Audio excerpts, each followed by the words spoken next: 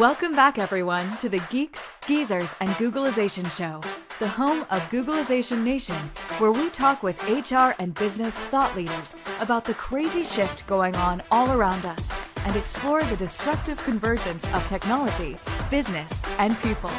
Here are your hosts, Ira Wolfe and Jason Cochran. Welcome back, everyone, to another episode of Geeks, Geezers, and Googlization, a show from the People Forward Network. I'm Ira Wolfe, and thank you for being part of Googlization Nation.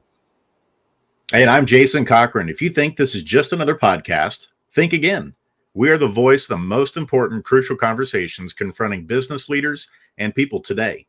Our goal is to bring you ways to reimagine your tomorrow and explore the impact and convergence of business, technology, and people.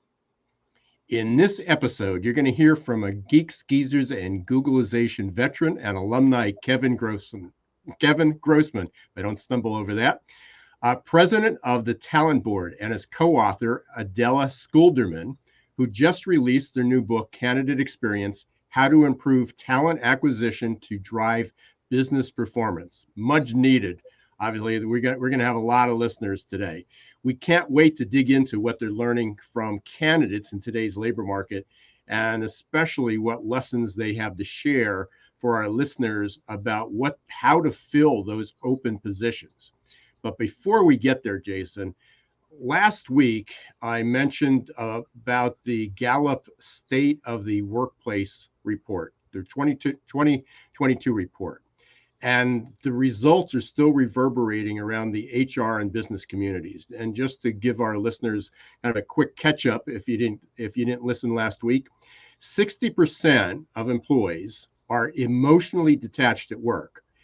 19% report that they're miserable. 31% report that they were angry yesterday.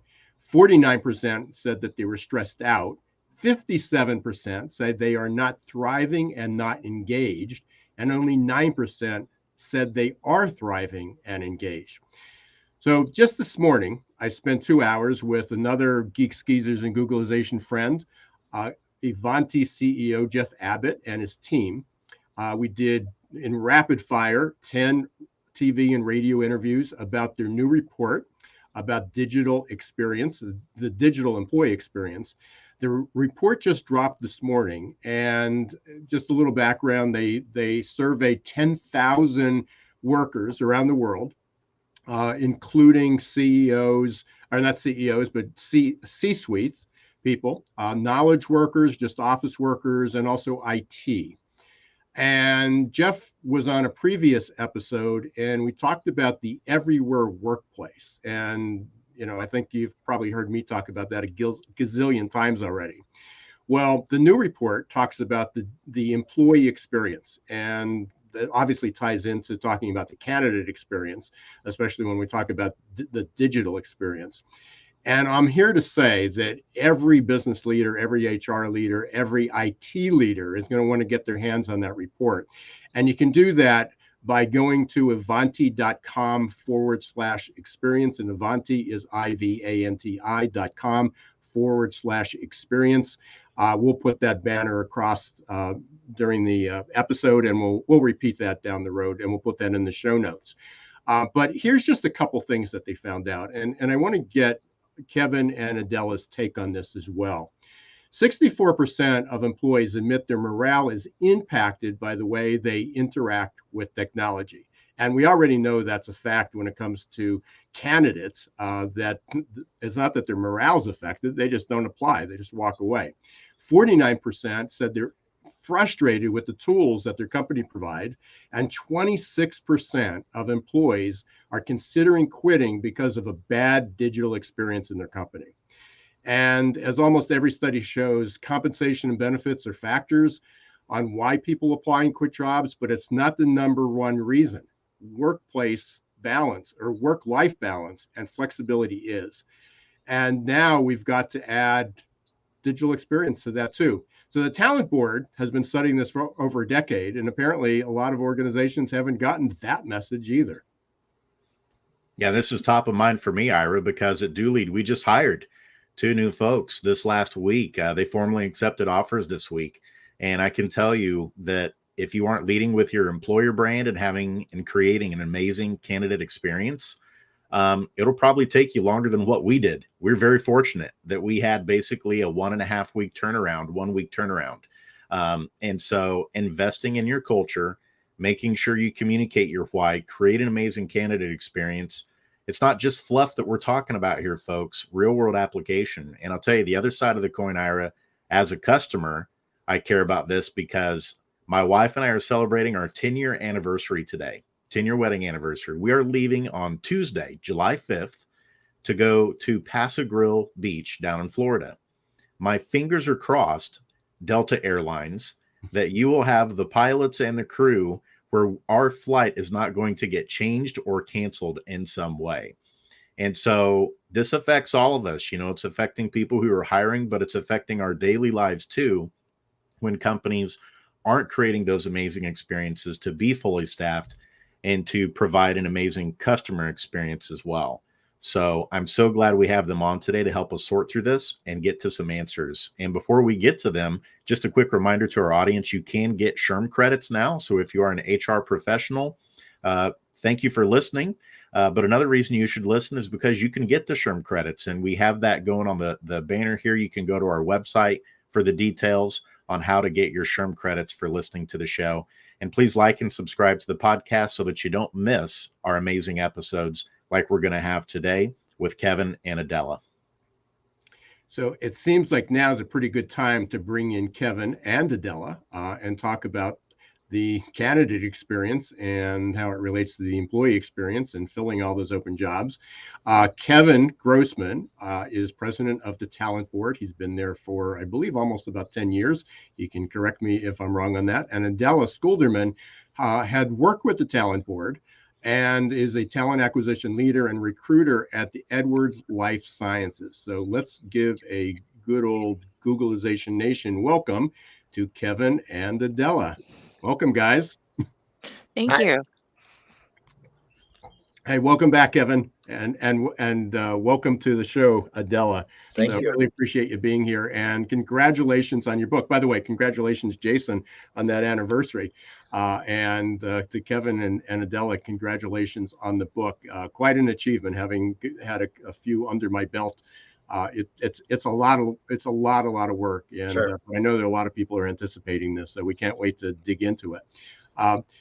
Kevin, maybe you can give us a little bit of a background on, the Talent Board, just for those people who aren't familiar with it, what the Talent Board is, and then a little bit of inspiration of why you decided to write a book.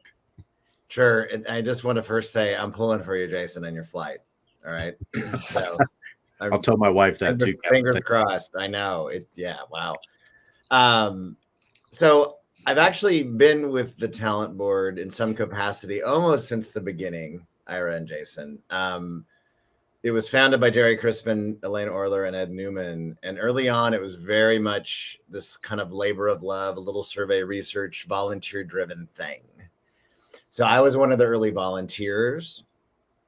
And then a few years later, so now it's been over 7 since I've been involved in actually helping to run the organization. But it was a few years later that Elaine Orler said, hey, we think that there's an opportunity here for us to continue to evolve and mature the research, et cetera. Would you be interested? And I said, of course. And so that's kind of where I've been ever since. And then, gosh, it's been almost like 3 years ago now, Adela, maybe more. Adela and I we met and started to collaborate a little bit, and she did some work with us at Talent Board and has been a long time TA professional too. And I presented to her, I'm like, hey, I'm thinking about putting a book pitch together for Cochran Page, which is the publisher who ended up publishing our book. And they had reached out to me the year before and wanted me to do an HR tech book. And I passed on it because I wanted to focus more on recruiting, et cetera, and what I do at Talent Board, recruiting, tech, and candidate experience. Anyway, long story short, so I passed on that, but then I pitched them this idea and they were really excited about it. And so then hence began our collaboration, Adela and I, on putting the book together. Yeah, it was very, I mean, the events over the past couple of years in the world have been tragic and unfortunate, but timing somehow, we felt like, like when things started to happen and people started to be furloughed and lose their jobs, we just said we have to push now. I mean, everything's going to change, and so that was really the kind of the final sort of catalyst just to do it.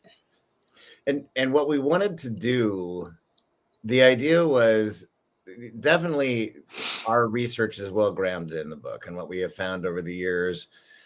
But we wanted to really put a practitioner's lens on it, hence Adela's input and her contributions to the book, from pre-application to onboarding, to really talk what it's like to be a TA leader and a TA professional and what you should be looking out for. And then laced with what we have found in our research as proven practices and the business impact at the end of the day too, and how to make the business case, and the list goes on, and we can talk more details about that. But that was really how the collaboration came together, and here we are.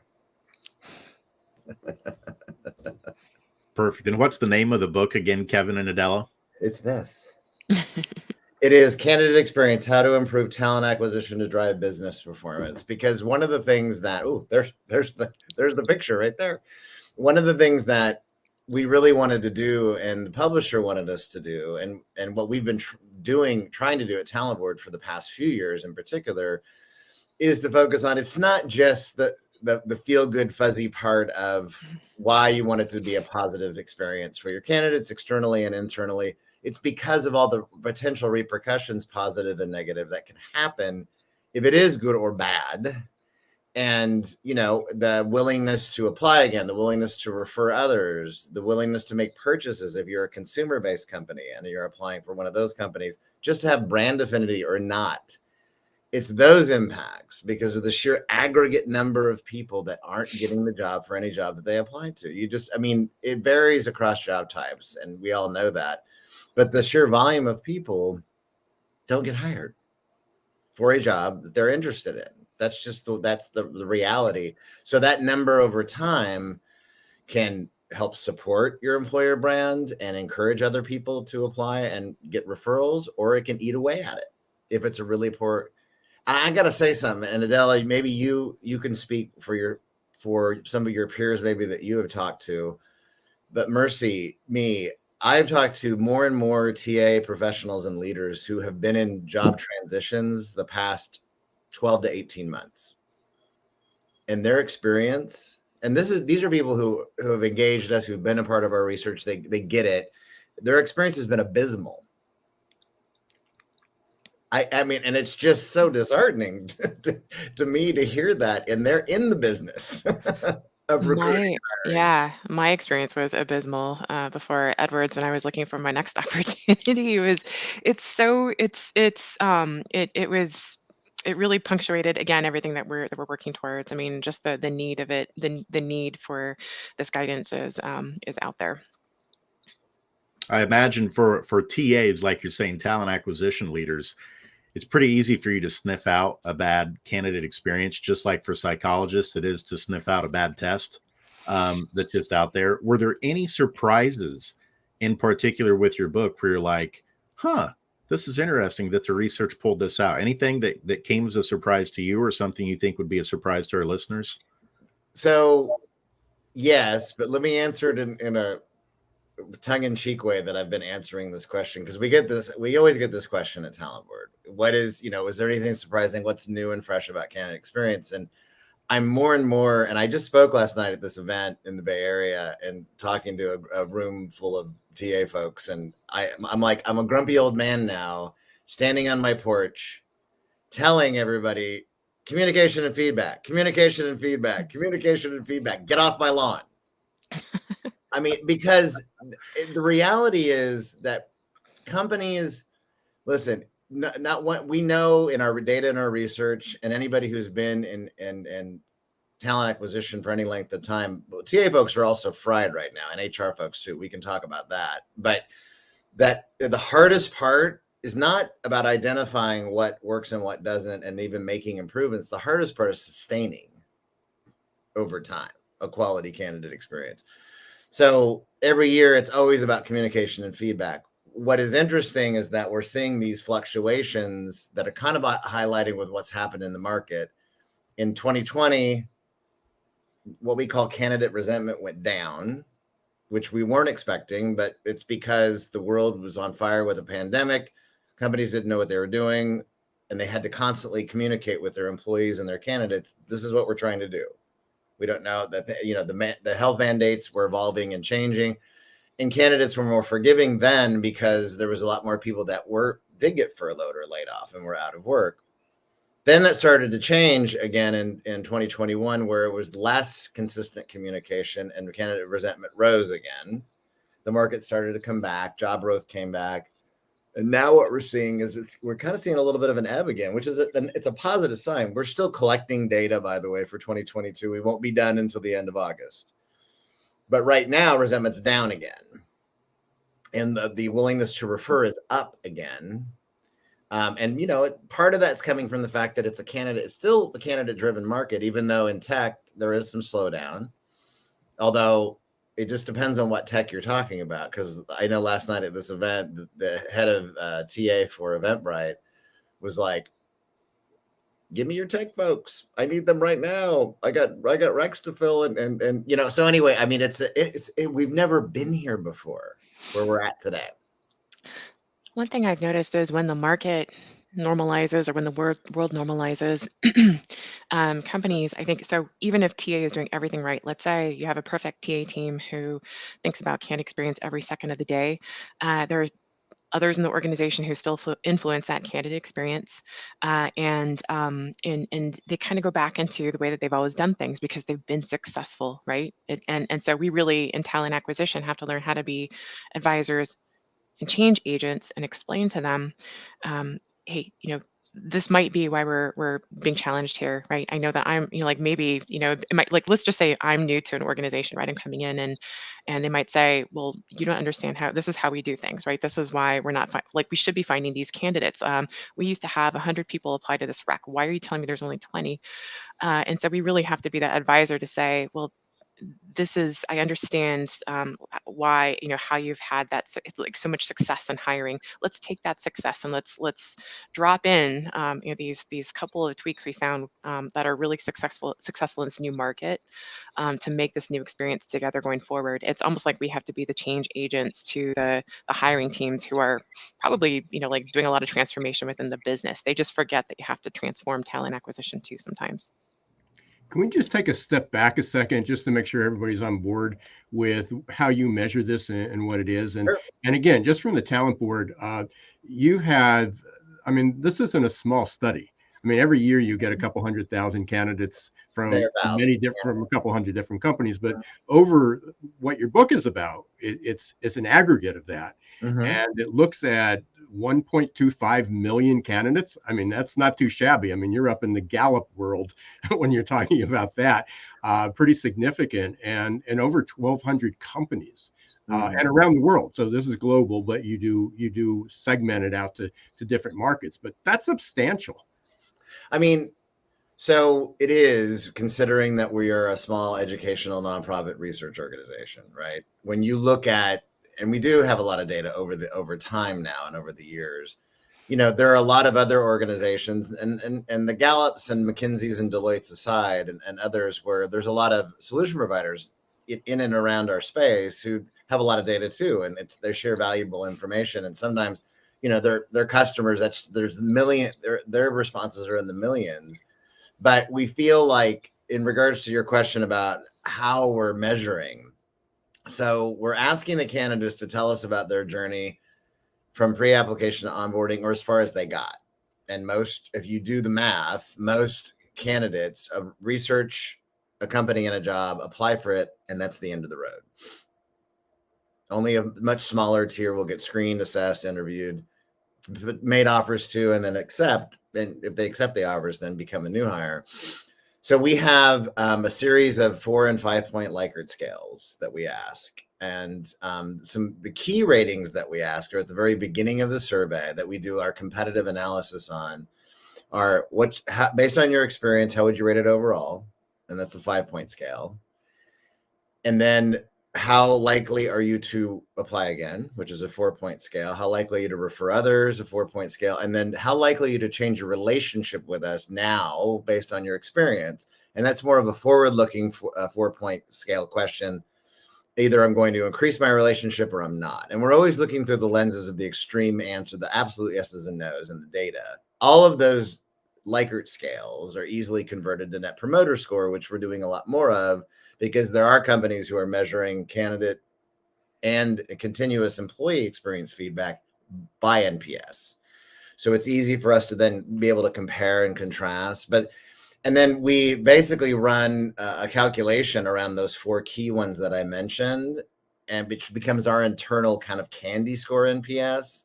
We stack rank companies that are above the average, or the benchmarks that we see are the ones who win our awards. And those are the only companies we name publicly. And then everybody else we work with to help them understand what their strengths and weaknesses are.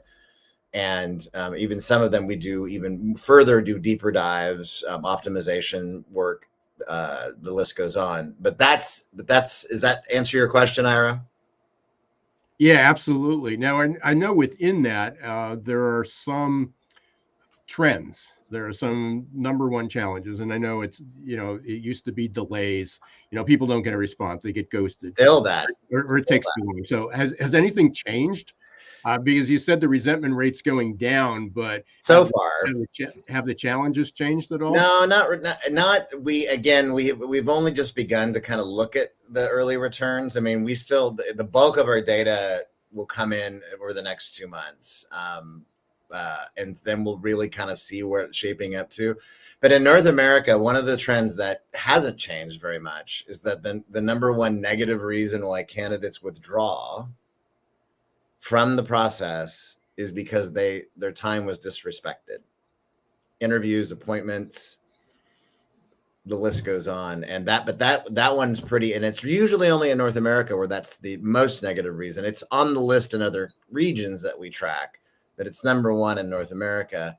We'll have to wait and see what other kind of trends we see in relationships in the data, but communication and feedback, again, are always key. They're always impact how the ratings are. I mean, and delays, as you were mentioning, from delays going from if I'm going to be screened and interviewed, how long that process was, if I'm going to be made an offer, how long after the last interview that I had till I get my offer. The more that time is extended, the more negative the data skews, the more the ratings. Every single year that is the case.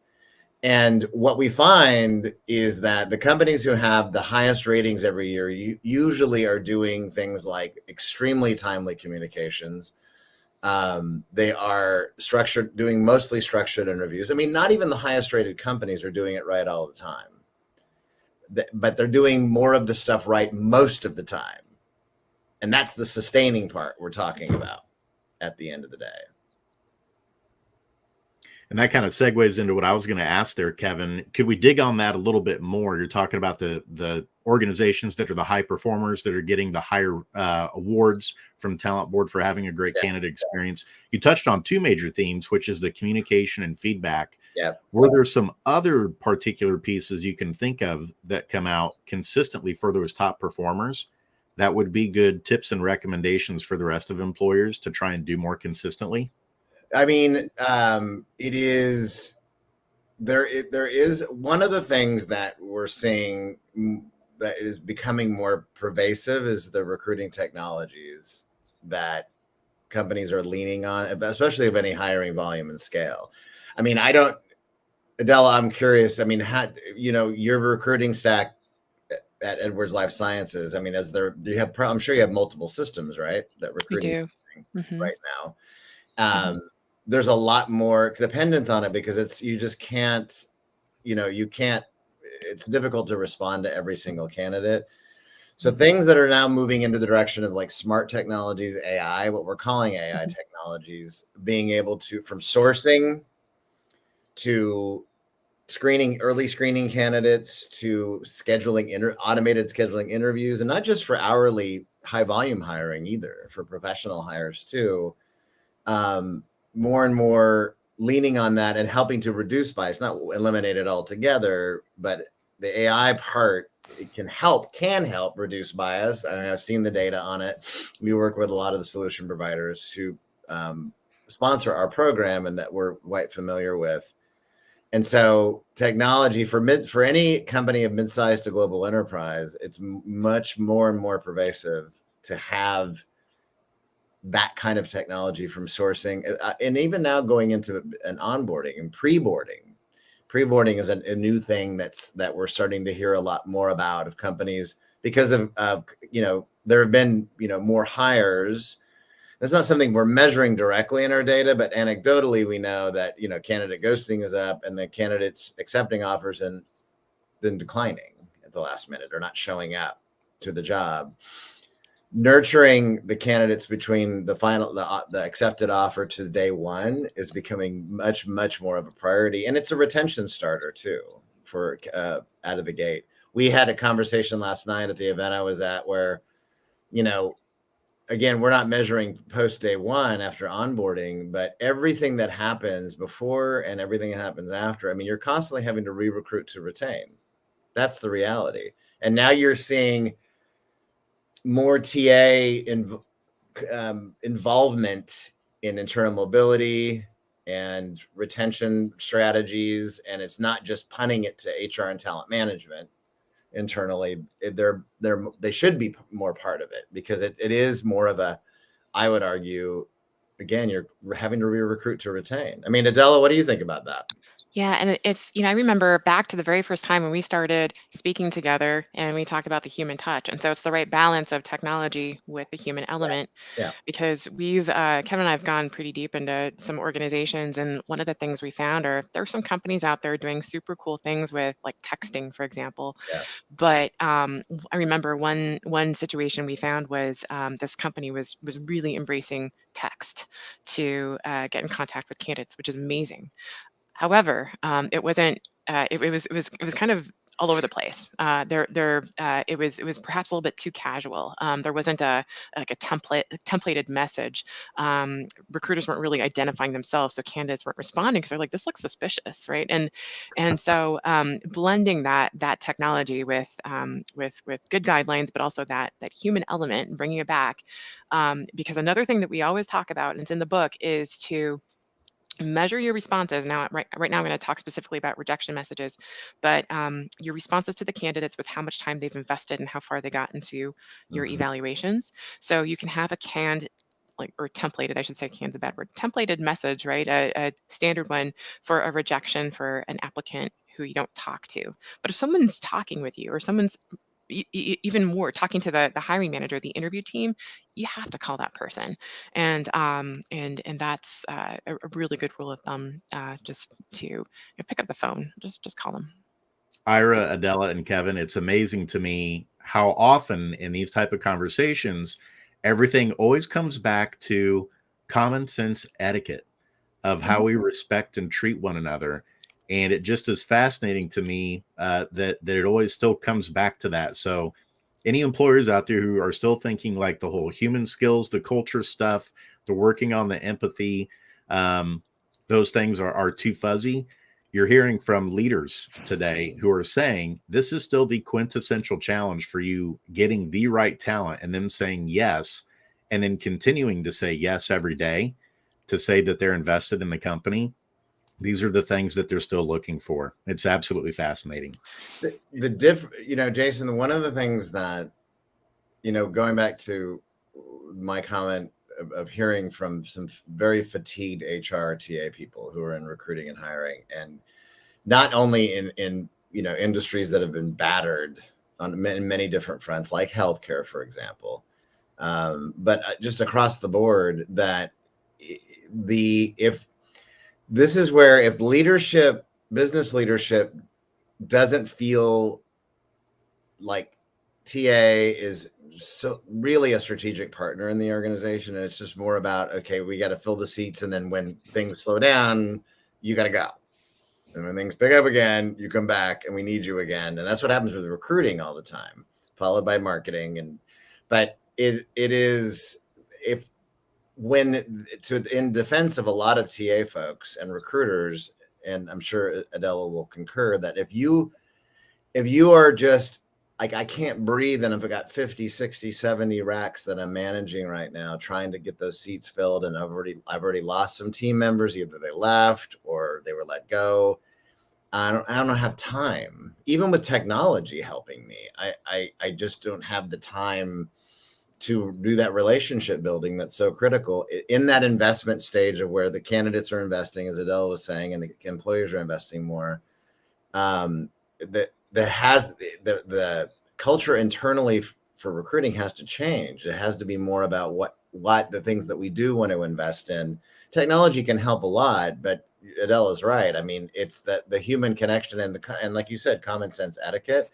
But if don't have time to breathe, that stuff goes out the window, and then we see it in the data. I mean, the lack of employers.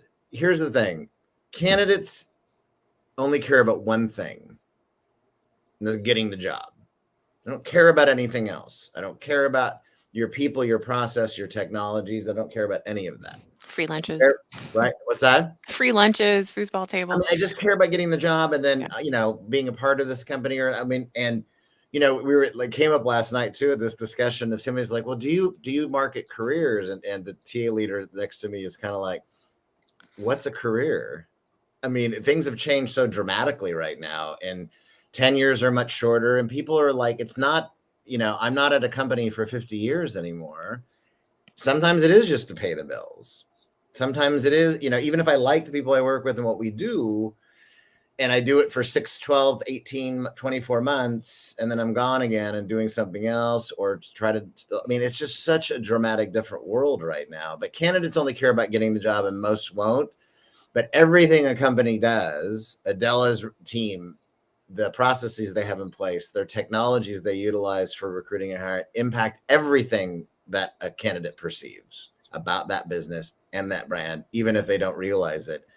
And the companies control the dials. They control the dials of what they do, what they say, when they say it, with what frequency. They're more in control than I think what they think. So, and what they should be doing, for that matter. We want to thank everybody for listening. We're going to take a real quick break, and we'll be right back to continue the conversation about the candidate experience, the new book. We've got Kevin Grossman from the Talent Board and Adela Schoolderman from Edwards Life Sciences, also working with the Talent Board for many years, and they're the co-authors of a new book called The Candidate Experience. We're going to continue this conversation. We've been talking a lot about change, and we're going to hear from our sponsor. We're going to hear a little bit about adaptability. So stay tuned. We will be right back. For most of us, change is freaking terrifying. And unfortunately, there's no app to adapt. That might change in the not so distant future. But for now, we're on our own. That means we can either accept our default future or reimagine our tomorrow. For those of you who choose default, good luck. Just remember, there's no pause button for change. You can't turn back the clock. And there's no get out of jail free card in this age of perpetual uncertainty. Like it or not, change will happen all around us. And that change is not becoming just more disruptive and frequent, but volatile, uncertain, complex, and ambiguous, or VUCA. Fortunately, you can make change work for you and turn it into your personal and competitive advantage. Reimagine your future to one in which you're living with purpose, you're happy, and you're growing, thriving, and flourishing. If you're ready to rewrite your next life chapter and regain control of your destiny in this never normal world, your journey starts here. Contact the leader in adaptability and making change work for you, your team, and your organization. Ira S. Wolfe, adaptability.expert. Hey, welcome back, everyone, to Geeks, Geezers, and Googleization. Every time I listen to that commercial, Jason, it applies to everything we're talking about. And the biggest struggle is How do we get people's mindset to change? And so just a real quick reminder is the AQ Plus Mindset coaching program is there. 30 days of how to get people to think about how to open their minds, be willing to take risks, be willing to try new things, take challenges, and nothing's going to be perfect for a while. So for a lesson to HR, the days of best practices are sort of over. We have what we call evolving practices. It's going to be constantly retesting, re-examining, reevaluating, figuring out what works. And gosh, the talent board's been doing that for a long time. And as you say, every year is a little bit different. And which leads into something that we were talking about before, the HR tech stack. So I've got an interesting question, and you guys haven't heard this before, but I want to just get both of your takes on it. The Avanti, when they looked at this digital employee experience, and I think everything that they're looking at transports over to the digital candidate experience. Mm-hmm. And they talk about their tech stack, and it's a matter of convenience that, even onboarding, Kevin, you were talking about pre-boarding and onboarding before, bringing people on, and even to log on, they have multiple passwords and they have different systems. And then even if they have a question, how do they get there? And what they talk about is what Avanti built was this self-healing technology, this AI technology that anticipated problems. They when somebody had a problem, there was immediately a response. They didn't have to submit a ticket. So all I envisioned was somebody trying to apply to a job, or they lost their password to the ATS, or they were in the middle of an application, they were confused by the question, and then they had to send out a chat or call somebody, and they didn't hear back. If those problems could be anticipated, and what Avanti calls, what Jeff Abbott calls it, is self-healing. They're self-healing in anticipation of a problem, that there's no delays. It's a frictionless process. At least I won't say I'm an outsider, but I'm not in HR tech. We use it. Is that there seems to be the HR tech stack is just almost like this Jenga tower. It's things stacked on top. Adela, you talked about texting. Company uses texting. So, let's get that module and we'll slap it on our existing system. And there's nothing really integrated. And to the employee or to the candidate, it's not very seamless. So, instead of self-healing, it seems that a lot of what HR has done, or companies have done in the past, is almost self-inflicting. They're almost the self-inflicting wounds, and making it more difficult. The attempt is to make it easier by a new technology, by texting, but in the end, it may make it more difficult for the users. And we've got two users. We've got HR and we've got the candidates. Is there anything going on that you see that's hoping to heal this rather than just continue to inflict wounds upon ourselves? That's a good question. One thing I can think of up front is that a lot of systems that have been out there are really good at one thing. So they really hook a company on like one particular module, call it aspect. Maybe it's reporting, but then maybe the applicant tracking system is lacking, right? And so I think a lot of companies are starting to improve, be more of a better generalist system. Another thing is, in the past, I think when you think about it, these are first impressions, right? The applicant tracking system, the career site, this is the first impression of an organization, but it's a place where historically companies really don't put a lot of budget into the implementation, the integrations with other systems. So I think that's something that's really starting to change too. But at the same time, some of those vendors, those platforms are getting getting simpler, I guess, to integrate or to install too. So it's a lot of things are changing, but it's just technology is getting better. Yes, but it's also, the reality too, it is getting better, but it's also not a sentient being either. And I know there's always jokes about AI taking over, but the thing that I think is, when you look at scaling a software platform for multiple customers that you have. And especially when we went from install base to, software in the cloud and making things configurable, but not fully customized. And yet your customers are constantly saying, I want this and this and that.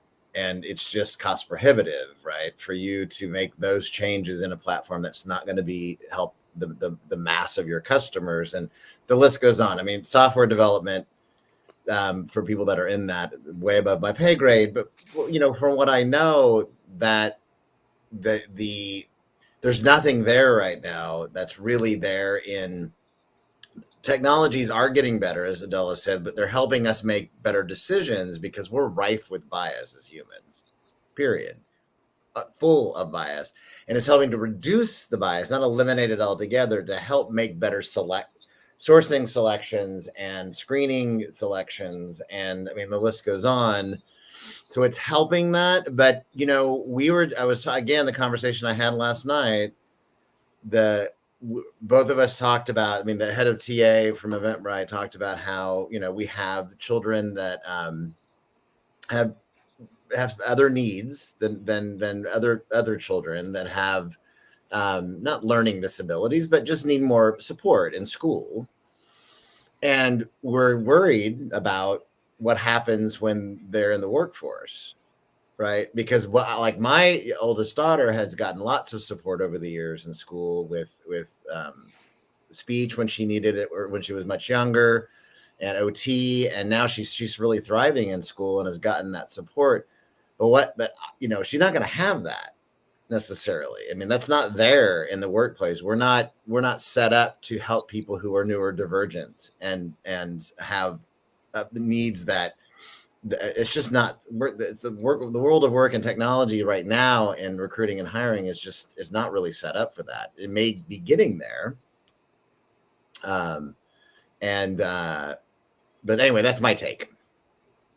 Yeah, I mean, it's so important, and again, we talk about it, the technology is no question, is unquestionably more advanced. Yes, and I think everybody here would agree that we need more technology to help reduce the routine and the mundane things, and to reach out to people, and even if they are canned messages, at least it's a response, so it's better. But you can make canned responses warm and welcoming. They don't have to be, hey, thank you for applying, and that's it. So there are ways to actually do that, and it's going to get better and better. But again, using the Avanti information is that although most of the organizations agreed that they need to use technology and better technology, only 20% of the companies budgeted, and only 20% of the people ever looked at the user experience. They looked at the technology, the cost, the productivity, but they never looked at it from the user experience. And I think that's what's changing. And I guess that, maybe our concluding message, what we'd like to get out to people, is we got to do a better job. Some of it's just practices, as Jason, you said, some of it's common sense. Hey, if somebody's invested hours and time and to get through a process, but maybe they're not the best candidate, you still can't ignore them, and you can't ghost them. Right. You have to say thank you, and whether that's done by technology or a phone call or a text message, that we've got to do it. But we are, unfortunately, as I said, I can talk about this all day long. I wrote a book about it, and so I'm always fascinated. But we do want to make sure we get to the candidate, to our lightning round, and I'll do one better than you. We're going to show the big screen there, candidate experience. Right. And you can get to that from going to the talentboard.org. And I believe, Kevin, you actually can get a 20% off that. So if you go to the Talent Board, somewhere I can see if I can give you the long URL there. But if you go to Talent Board, look for the book, and then you get a discount code. It's under the resources link in the navigation, so you'll find it. Right. Yep. But before we let you go and we find out how other ways that we might be able to contact you individually, Kevin, you want to take off on Jason, I keep calling you Kevin. Jason, do you want to take off on the lightning round here?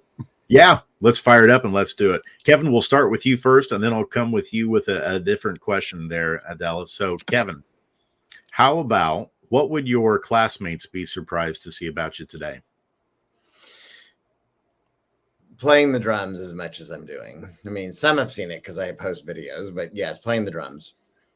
Very cool. And as you were telling us before we started the show, this is something new that you just picked up, right? Yeah, during the COVIDs, the pandemic, I've always wanted to do it, and I started doing it. So awesome. Adela, let's say that you strike it rich and you hit the lottery today. What are you going to do? Pay off my houses and open a dog rescue all the huskies. Oh, huskies in particular. I have 5 dogs. I have 4 huskies. They're all rescues. Very cool. Kevin, other than your own book, which we have been promoting today, how about a favorite book that you have? Oh gosh. I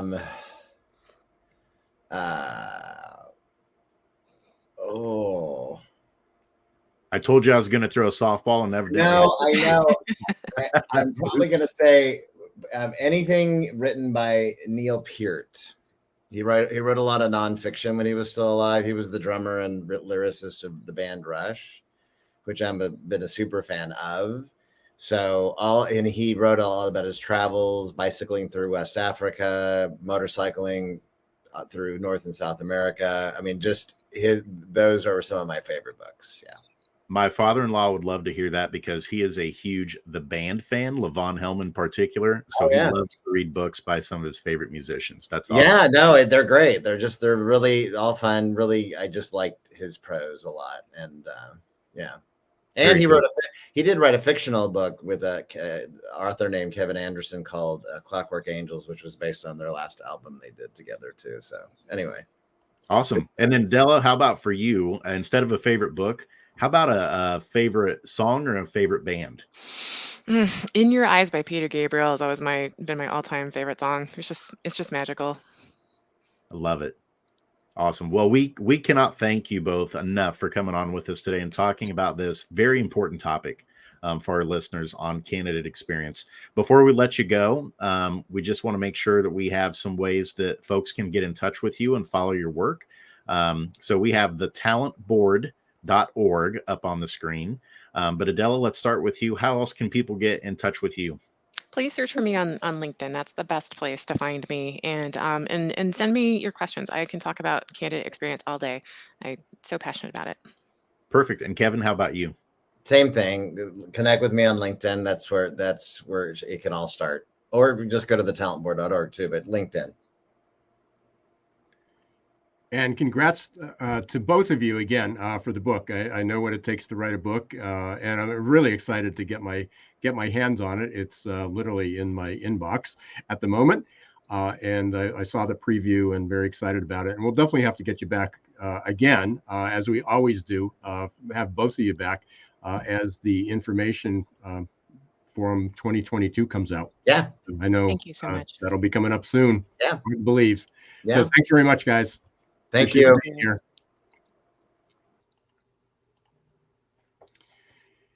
Again, Kevin Grossman and Adela Schoolderman from the Talent Board.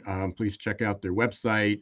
If you haven't been downloading their annual reports, please do so. I know they have the 2021 up there. 2022 will be coming out, shortly, or actually 2023. I guess it'll be 2023 by the time it comes out in January and February. But we'll be excited to see that again. And please make sure you pick up a copy of their book at the Candidate Experience at the Talent Board, and you get a 20% discount. Jason, I'll get that name right today. Jason, what was your takeaway? I think for me it was when they started talking about talent acquisition needs to be at the strategic level, and that it's not just when you're needing to go hire people, but you need to adapt those same type of recruiting processes for your people who are already hired on, that are inside your organization, that we need to adopt this mindset of, if you are a business and you have employees, you are re-recruiting every single day to earn their best efforts, to make an amazing employee experience for them as well. I think that was a big takeaway for me. Don't just think about talent acquisition when you're trying to fill seats, but how do you keep those seats filled when people are there? You can use a lot of the same processes and tap into those experts and leaders to help you shape those processes. Yeah, and again, it was just a confirmation. Every time I hear or see any of the information that comes out from the talent board, especially around employee resentment, remember, although it's gone down so far, the trend from Kevin and Adela, they said it was going down a little bit, which is a good thing. Any employee resentment's too high. And the companies can't afford to lose employees. But most companies aren't even measuring how many people drop out before they even apply. So they go up, they start an application, and you've heard me over and over say this, they start an application and somewhere they get frustrated. And oftentimes it's not the application itself, it's the technology. Or maybe the application's too long, it didn't convert very well, or it doesn't work on a mobile device. It doesn't work on a tablet, doesn't work on an iOS, or it works better on a Samsung or a Windows device than something else. So companies need to really be more sensitive to that. That came through the Avanti report, and basically employees are willing to quit, give up a paycheck if they don't like the digital experience. When there's nothing to lose, they're going to drop out of the account experience much faster. So again, a good confirmation there, and super excited to have Kevin join us again and meet Adela, and I'm sure both of them will be back hopefully as soon as the 2022 report is out. Yep, absolutely. So until next time, I'm Jason Cochran. We want to thank you, Googlization Nation, for tuning in today. If you haven't rated us or given us a review or subscribed to the podcast, we'd love for you to do so. And thank you for being part of Googlization Nation. Until next time, don't let the shift hit your plans.